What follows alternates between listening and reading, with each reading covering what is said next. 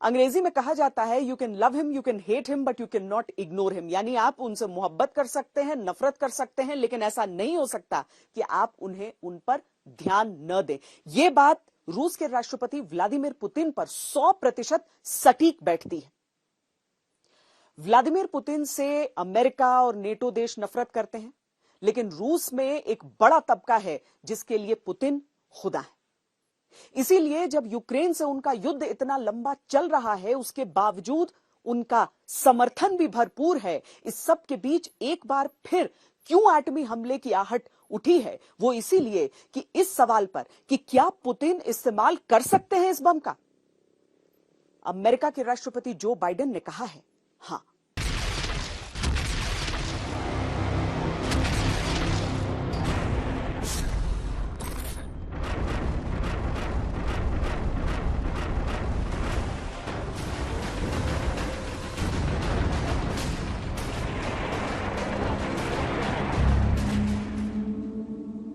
24 मार्च Putin ने हमले के साथ ही एटमी हमले की धमकी दी। इसके बाद 7 मार्च, 14 अप्रैल, 1 मई, 9 मई और 21 सितंबर को पुतिन ने दुनिया से दो टूक कहा, परमाणु हमले की धमकी को हल्के में न लें। अभी तक रूस के राष्ट्रपति अमेरिका और नाटो को परमाणु युद्ध की धमकी दे रहे थे, लेकिन व्लादिमीर पुतिन के जन्मदिन के दिन अमेरिकी राष्ट्रपति ने दुनिया को दो टूक शब्दों में पुतिन की एटमी धमकियों को मजाक में न लेने की चेतावनी दी है। डेमोक्रेटिक सीनेटेरियल कैंपेन कमेटी के लिए एक फंड राउजर में बोलते हुए बाइडेन ने कहा कि रूसी राष्ट्रपति व्लादिमीर पुतिन एक ऐसे व्यक्ति हैं जिन्हें मैं अच्छी तरह जानता हूं। जब पुतिन सामरिक परमाणु हथियारों और जैविक या रासायनिक हथियारों की बात करते हैं तो रूसी नेता मजाक नहीं कर रहे हैं। पिछले कुछ महीनों से लगातार अमेरिकी एजेंसियां और नेता पुतिन की तरफ से परमाणु हथियारों के इस्तेमाल की आशंका जता रहे हैं। इसमें जो बाइडेन का ताजा बयान अब तक की सबसे कठोर चेतावनी बताया जा रहा है। बाइडेन ने कहा, कैनेडी और क्यूबा मिसाइल संकट के बाद से हमने आर्मगेडन की संभावना का सामना नहीं किया है। पुतिन से खतरा वास्तविक है क्योंकि उनकी सेना है जो लगातार नाकामी का सामना कर रही है।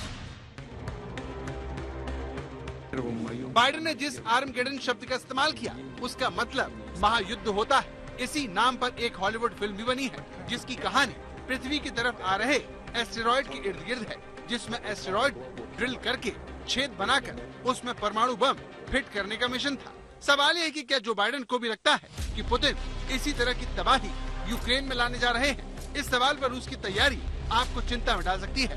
ये सैटेलाइट तस्वीरें देखिए।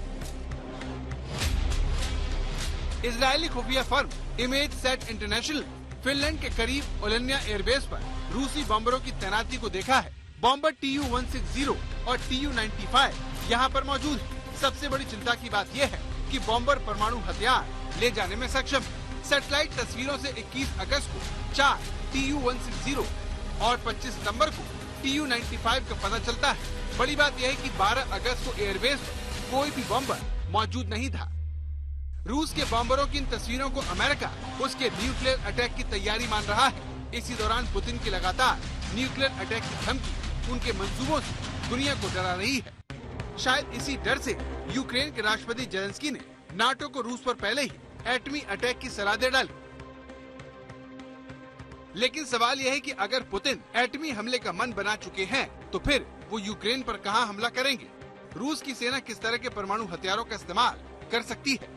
इन सवालों पर दुनिया भर के एक्सपर्ट पुतिन की तरफ इशारा करते हैं। जो क्या करेंगे उस बारे में पहले से कुछ भी नहीं कहा जा सकता।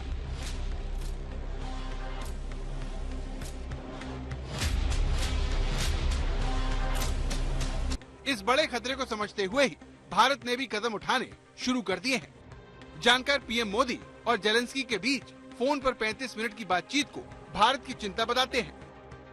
पीएमओ की तरफ से किए गए ट्वीट में बताया गया कि प्रधानमंत्री मोदी ने इस बात पर जोर दिया कि भारत यूक्रेन समेत परमाणु प्रतिष्ठानों की सुरक्षा को महत्व देता है। परमाणु सुविधाओं के खतरे में सार्वजनिक स्वास्थ्य और पर्यावरण के लिए दूरगामी और विनाशकारी परिणाम हो सकते हैं। भारत की कोशिश ये है कि इस पूरी जो ये दिनों दिन जो गंभीर होते जाती स्थिति है, इससे किसी तरह से उबरा जाए और इससे उबरने के लिए जो शांतिपूर्ण प्रयास हैं उन पे जोर दिया जाए, और वो वही भारत की चिंता है। और इसके लिए उन्होंने जहां जहां जो गलत हो रहा है उसके लिए भी उसके विरोध में खड़े हुए हैं। तो भारत जो चीजें हो रही हैं उनके खिलाफ बोल रहा है। सवाल यह है कि अगर पुतिन नहीं रुके तो क्या होगा? अमेरिका और नाटो किस तरह जवाब देंगे? क्या वो भी रूस पर एटमी हमला करेंगे? अगर ऐसा हुआ तो फिर क्या होगा? ये जंग कहां जाकर रुकेगी? आज तक ब्यूरो। पहला विश्व युद्ध जब हुआ था तो कहा गया था कि दूसरा नहीं होगा, दूसरा हुआ तो कहा गया कि एटमी हमला इसमें नहीं किया जाएगा। लेकिन ये सारी चीजें एक एक करके गलत साबित होती रही। इस साल 24 फरवरी से पहले तक ये दावा बढ़ चढ़ कर किया जा रहा था कि रूस यूक्रेन पर हमला नहीं करने वाला है, लेकिन हमला हुआ। और अब जिस स्थिति में हालात पहुंच चुके हैं, वहां पर एक न्यूक्लियर हमले की बात अगर उठती है, परमाणु हमले की बात अगर उठती है, तो सवाल सबके जहन में यह होता है कि अगर हमला हुआ तो किस तरीके से यह हमला करेगा रूस, किन किन इलाकों को निशाना बनाएगा, और इस सूरत में अमेरिका और बाकी नेटो देश क्या करेंगे, क्या विकल्प है उनके पास?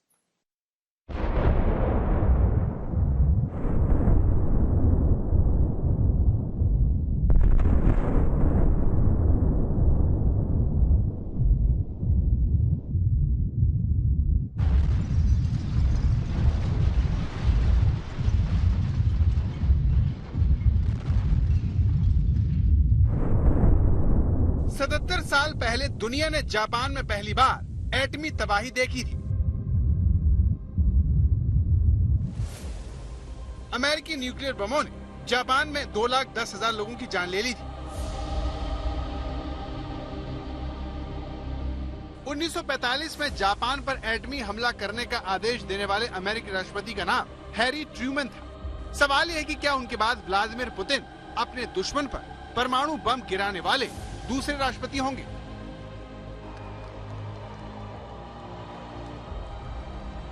सवाल यह भी है कि 70 साल के व्लादिमीर पुतिन, जिनके जन्मदिन पर रूस में उनके समर्थक झूम रहे हैं, वो इतिहास के इस सबसे बड़े फैसले को क्यों ले सकते हैं? इसकी सबसे बड़ी वजह जंग में रूसी सेना को मिल रही असफलता है।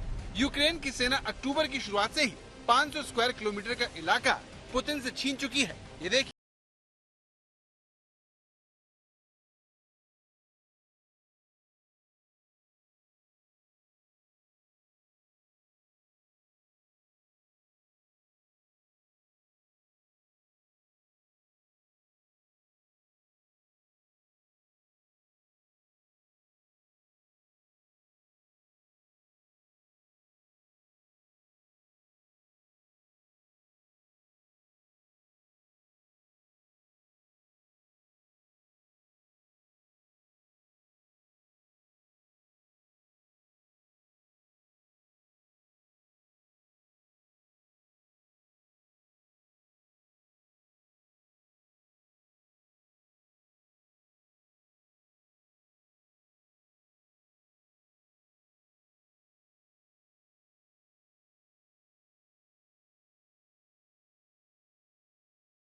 जिसके लिए उन्हें काफी बड़ी कीमत चुकानी पड़ सकती है। अगर रूस एक बॉम्ब का यूज करता है तो उससे तो फर्क नहीं पड़ने वाला है। दूसरा, अगर रूस यूक्रेन के उस जगह पे यूज करता है जो जहां पे कि ज़ेलेंस्की की सेनाएं उनको रूस की सेनाओं को हटाने की कोशिश कर रहे हैं, तो उसमें रूस को जो मिलेगा यूक्रेन, वो बिल्कुल नेस्त नाबूद मिलेगा। वो तो परमाणु युद्ध के बाद तो बर्बाद जगह मिलेगी। तो क्या वो बर्बाद जगह को पाना चाहता है? फिर और साथ ही साथ एक जगह जो आपने जो जीतोगे वो बर्बाद जगह होगी, और दूसरा दुनिया भर में जो रिएक्शन होगी वो इतनी खराब होगी कि कोई रूस का साथ देने के लिए नहीं आएगा। तो आज भी अगर रूस उस निषेध को, परमाणु बम के खिलाफ जो टाबू है, जो निषेध है, उसको अगर तोड़ेगा तो दुनिया में जो पूरी जो रिएक्शन होगी बड़ी खराब होगी। यूक्रेन की तरह रूस के पड़ोसी नाटो देश भी सहमे हुए हैं और वो अपनी सुरक्षा सुनिश्चित करने के लिए अमेरिकी एटमी हथियारों को अपनी जमीन पर तैनात करने की मांग कर रहे हैं। नाटो के सदस्य पोलैंड के राष्ट्रपति ने कहा कि उनके देश को अपनी जमीन पर अमेरिकी परमाणु बम को तैनात करने में कोई दिक्कत नहीं है। यूरोप में नाटो के सदस्य देशों में ब्रिटेन और फ्रांस के पास ही परमाणु हथियार है। वहीं जर्मनी, बेल्जियम, नीदरलैंड, इटली और तुर्की में अमेरिका ने 100 से ज्यादा B-61 परमाणु बम बिल्कुल तैयार अवस्था में रखे हैं। ऐसे में अगर रूस की सीमा से सटे पोलैंड में अमेरिकी परमाणु हथियार तैनात हो जाते हैं तो फिर रूस का भड़कना तय है। रूस की इस नाराजगी का प्रभाव दुनिया भर में देखने को मिल सकता है, क्योंकि रूस के करीबी दोस्त उत्तर कोरिया ने अमेरिकी सहयोगी जापान को डराना शुरू कर दिया है। उत्तर कोरिया के तानाशाह ने एक हफ्ते में 5 मिसाइलें दाग दी हैं। बड़ी बात यह है कि मिसाइलें जापान के ऊपर से गुजरी हैं, जहां पर अमेरिकी सैन्य अड्डे हैं। अब सवाल यह है कि अगर पुतिन यूक्रेन पर हमला करते हैं तो अमेरिका क्या करेगा। इस पर बाइडेन पहले ही कह चुके हैं। बाइडेन अपना ये वादा पूरा करेंगे या नहीं, ये तो वक्त बताएगा। लेकिन हर कोई चाहेगा कि ऐसी नौबत ना आए, क्योंकि अगर अमेरिका और रूस का आमना सामना हुआ तो फिर ये युद्ध कहां जाकर खत्म होगा, उसकी कल्पना भी नहीं की जा सकती।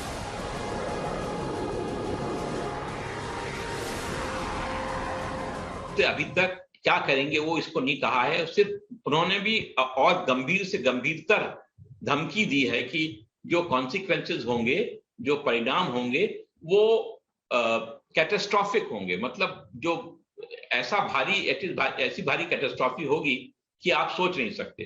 तो अब वो रूस को समझने की बात है उस कैटास्ट्रॉफी का क्या मतलब है। तो अब इसमें ये जो बात है कि न्यूक्लियर बॉम्ब के यूज में उन्होंने बॉम्ब यूज किया और अमेरिका क्या करेगा या नेटो क्या करेगा, इस पे कभी बात ही नहीं होती। सिर्फ जो इनके गेम्स होते हैं, एक तरह के टेबल टॉप गेम्स में इनको न्यूक्लियर एक्सचेंज की बात की जाती है, वर्चुअल गेम्स में। और जितने तरह के गेम खेले जाते हैं उनमें कभी भी फायदा नहीं होता। सारे गेम का अंत में निष्कर्ष ये रहता है कि दोनों तरफ से बॉम्ब यूज हुए, दोनों तरफ डिस्ट्रक्शन हुआ। पुतिन के परमाणु हथियारों पर अमेरिका की नजर है। अभी तक रूस के परमाणु हथियारों के बंकर से बाहर निकलने की खबर सामने नहीं आई है, लेकिन फिर भी इससे खतरा कम नहीं होता, क्योंकि अगर पुतिन ने परमाणु हथियार इस्तेमाल करने की बात ठान ली है तो फिर ये सब जानना चाहेंगे कि रूस की न्यूक्लियर स्ट्राइक यूक्रेन में कहां होगी। क्या पुतिन यूक्रेन के शहरों को निशाना बनाएंगे या फिर वो डराने के लिए किसी सुनसान इलाके को चुनेंगे। सबसे बड़ा सवाल ये भी है कि एटमी वॉर झेलने के बाद अगर यूक्रेन नहीं झुका तो फिर पुतिन क्या दोबारा परमाणु बम फेंकेंगे। आज तक ब्यूरो।